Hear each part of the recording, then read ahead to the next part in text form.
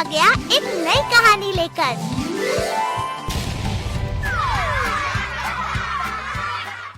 हर रोज की तरह आज भी बिट्टू को अपने ऑफिस में रात हो जाती है। बिट्टू का बॉस बिट्टू से कहता है, बिट्टू अब तुम घर चले जाओ, बाकी का काम कल सुबह आकर कर लेना। तब बिट्टू अपना लैपटॉप बंद करते हुए कहता है, जी सर, बस 10 मिनट का काम बचा है, इसके बाद मैं घर चला जाऊंगा। और मेरा घर कौन सा मीलों दूर है, बस 7 किलोमीटर का तो रास्ता है। इसके बाद बिट्टू सारी फाइलों को समेटने लगता है। बिट्टू ने एक नजर दीवार पर लगी घड़ी की तरफ डाली तो रात के 9 बजने वाले थे। ओहो, मैं तो भूल ही गया, आज रेखा मेरा इंतजार कर रही होगी। मैंने 8 बजे पहुंचने का वादा किया था। रेखा बिट्टू की धर्म पत्नी थी। बिट्टू ऑफिस का ताला लगाकर अपनी बाइक से घर की तरफ निकल पड़ता है।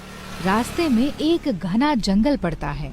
बिट्टू जैसे ही जंगल के रास्ते से गुजर रहा था, तभी उसे वहाँ पर किसी लड़की की आवाज सुनाई देती है। बिट्टू अपनी बाइक की स्पीड धीमी कर लेता है। उसे फिर से किसी लड़की की रोने की आवाज सुनाई देती है। बिट्टू बहुत ही बहादुर आदमी था। वह अपनी बाइक सड़क के किनारे खड़े करके जंगल के अंदर चला जाता है और आवाज लगाकर कहता है, कौन है? अरे कौन है भाई? लगता है ऑफिस में काम करते करते मेरा दिमाग भर गया है, इसीलिए मुझे तरह तरह की आवाजें सुनाई दे रही हैं। इसके बाद जैसे ही बिट्टू वापस आने के लिए मुड़ता है, उसकी नजर एक पेड़ पर लगे झूले पर पड़ती है। बिट्टू कहता है, ये पेड़ तो बहुत लंबा और ऊंचा है, फिर भला इस पेड़ पर झूला किसने लगाया होगा? बिट्टू इतना सोच ही रहा था, तभी अचानक उसके मोबाइल की घंटी बजती है। ओह, मर गए यार, रेखा का फोन है, आज फिर सुननी पड़ेगी। बिट्टू कॉल उठाता है तो सामने से रेखा तेज आवाज में कहती है, कहाँ हो आप? आज आपने 8 बजे आने का वादा किया था। समय नाम की भी कोई चीज होती है? आप जल्दी से घर आइए, आज आपकी खैर नहीं। इतना सुनते ही बिट्टू कॉल काट देता है और अपनी बाइक की तरफ तेजी से बढ़ने लगता है। बिट्टू अपनी बाइक स्टार्ट करता है और वहाँ से निकल जाता है। बिट्टू के जाते ही पेड़ पर लगा हुआ झूला आगे पीछे होने लगता है। उधर बिट्टू घर पहुँच जाता है। घर में उसकी पत्नी रेखा मुंह फुलाकर बैठी थी। बिट्टू रेखा को मनाते हुए कहता है, अरे बाबा, माफ कर दो ना, क्या करूं, ऑफिस में इतना काम जो रहता है। तब रेखा कहती है, जी आपके लिए तो काम ही सब कुछ है, हम तो कुछ भी नहीं। इसके बाद उन दोनों के बीच कुछ देर तक प्यार भरी नोक झोंक चलती रहती है और फिर दोनों सो जाते हैं। अगली सुबह होते ही बिट्टू दोबारा अपने ऑफिस के लिए निकल पड़ता है। जंगल से गुजरते वक्त उसे रात वाली घटना याद आ जाती है और वह अपनी बाइक खड़ी करके उस पेड़ के नीचे जाकर देखता है जहाँ कल रात झूला लटक रहा था, लेकिन वहाँ कोई झूला नहीं था। बिट्टू हैरान होते हुए कहता है, अजीब बात है, कल रात वाला झूला सुबह सुबह कहाँ गायब हो गया? लगता है कोई चुरा कर ले गया। इसके बाद वह वापस अपने ऑफिस पहुंच जाता है। दिन भर ऑफिस में काम करने के बाद बिट्टू को रात हो जाती है और वह वापस उसी जंगल से घर आ रहा होता है। तभी उसे एक आवाज सुनाई देती है, बिट्टू आओ ना, तुम मुझे अकेला छोड़कर कहाँ जा रहे हो?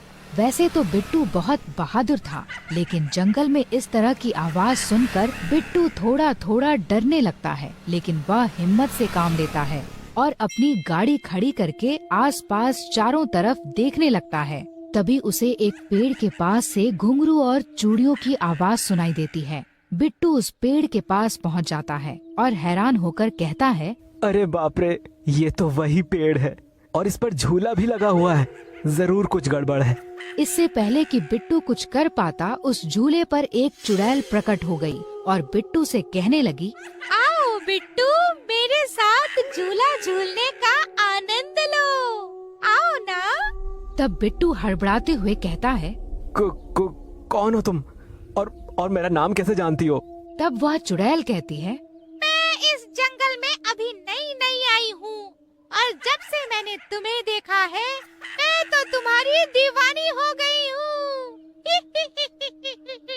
बिट्टू थोड़ा घबराते हुए कहता है, कैसी बातें कर रही हो, मैं पहले से शादीशुदा हूँ।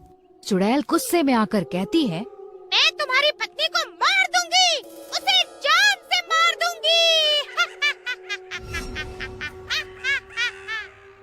बिट्टू अपने मन में सोचता है, अभी मैं कुछ नहीं कर सकता, मुझे किसी तरह इस चुड़ैल के चंगुल से निकलना होगा।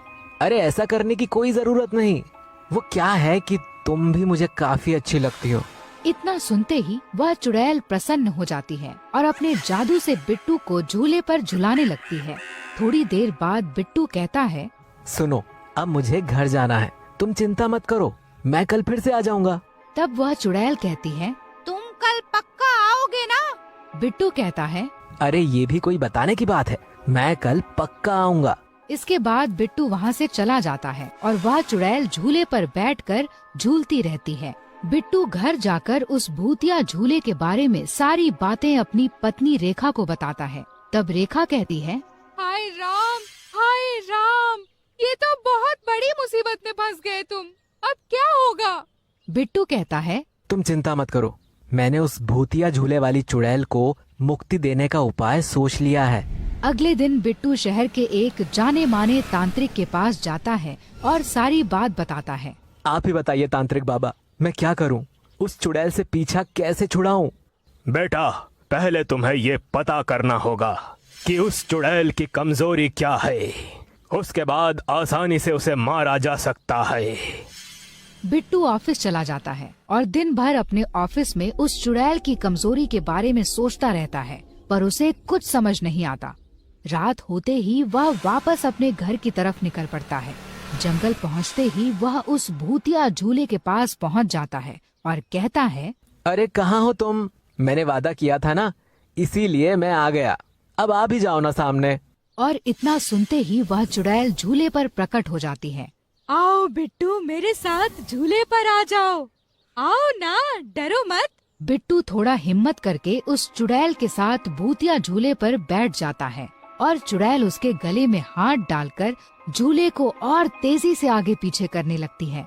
बिट्टू को बहुत डर लग रहा था, लेकिन वह हिम्मत जुटाते हुए उस चुड़ैल से कहता है, तुम रोज रात को इस झूले पर क्या करती हो और तुम चुड़ैल कैसे बनी? मेरी शादी के बाद मेरा पति मुझे बहुत मारता पीटता था। वो मुझे कभी प्यार नहीं करता था। एक दिन मैं झूला झूल रही थी, तभी अचानक रस्सी टूट गई और मैं नीचे गिर गई। मेरा सिर एक पत्थर से टकरा गया और मैं मरकर चुड़ैल बन गई।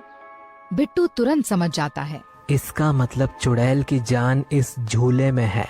अगर इस झूले को जला दिया जाए तो इस चुड़ैल की आत्मा को मुक्ति मिल जाएगी। बिट्टू थोड़ी देर उस चुड़ैल के साथ समय बिताता है और वापस अपने घर आ जाता है। बिट्टू सुबह होने का इंतजार कर रहा था और सुबह होते ही शहर के तांत्रिक बाबा के पास पहुंच जाता है। बाबा, उस चुड़ैल की जान उस झूले के अंदर है, अब आप कोई उपाय बताइए। तब तांत्रिक बाबा बिट्टू को एक माचिस देते हैं और कहते हैं, यह एक दिव्य माचिस है। इस दिव्य माचिस से उस झूले में आग लगा देना, चुड़ैल की आत्मा को मुक्ति मिल जाएगी। रात होते ही बिट्टू जंगल में पहुंच जाता है और उस झूले में आग लगा देता है।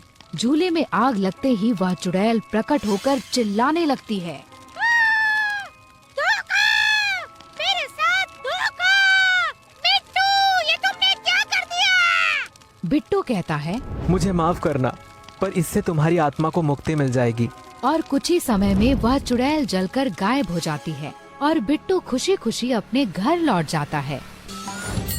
ओह, मैं तो बताना भूल ही गया। ये कहानी आपको अच्छी लगी तो वीडियो को लाइक, कमेंट और शेयर कर दो। अच्छा, फिर आऊँगा एक नई कहानी के साथ।